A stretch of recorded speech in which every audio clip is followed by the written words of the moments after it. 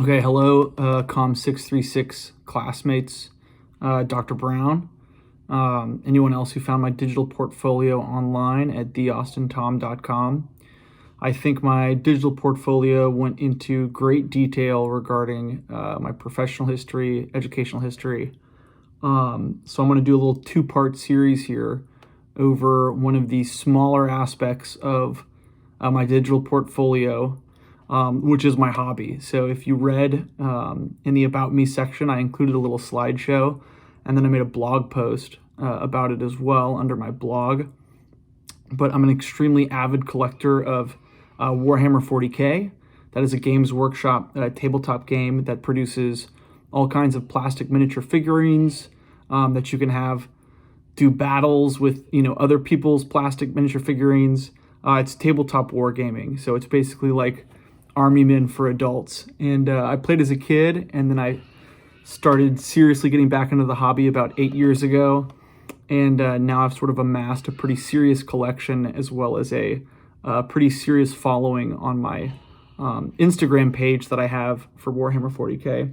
But I wanted to talk about the hobby because it's what I love to do outside of work and hanging out with my son and my family. And I felt like it wasn't really discussed enough on my digital portfolio because it's probably one of the skill sets I'm most proud of, but maybe not the most marketable since it's not really professionally related. Anyways, so I figured I'd start from the top here. This is how a model is purchased in a little box like this. And then if we open this up here, see if I can find out how to open this. Essentially, these plastic models come on plastic sprues that look like this. It's got little instructions in here. I won't pull them out, but little step-by-step instructions on basically how to clip these pieces out and then glue them together. And then you'd end up with something like this guy on the front here as the final product. So that in itself can be very therapeutic. It's a technology-free hobby, or a way to kill time, leisure activity, if you will.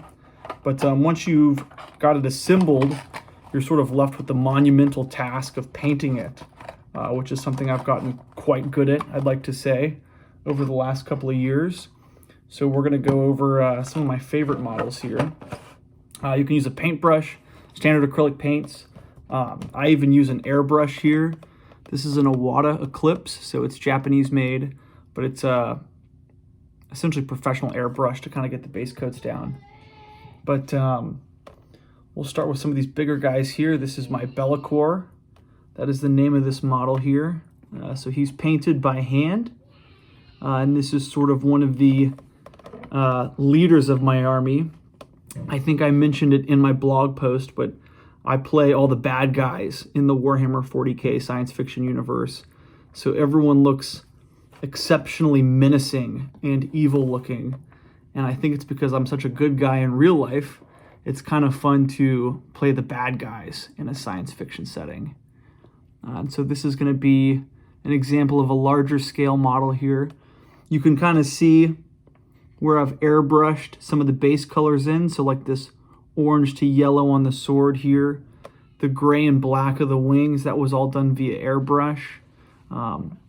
Even this little poor fellow on the base here, that green, was all airbrushed just to get the base colors down. And a lot of times it's best to do that when the model's in sub-assembly. So when it's in, you've kind of put it together, but it's in, several larger pieces, larger components that you then paint before you finally assemble the thing at the end together.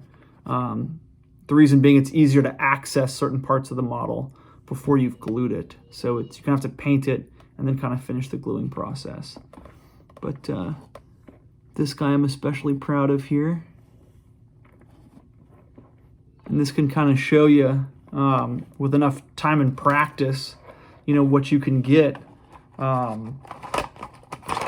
It once started like this little gray sprue here. But with patience and, like anything else, I suppose, practice and time, you can get something pretty awesome like this. So I've got a couple more guys here lined up I want to talk about and show off, and that'll be in part 2.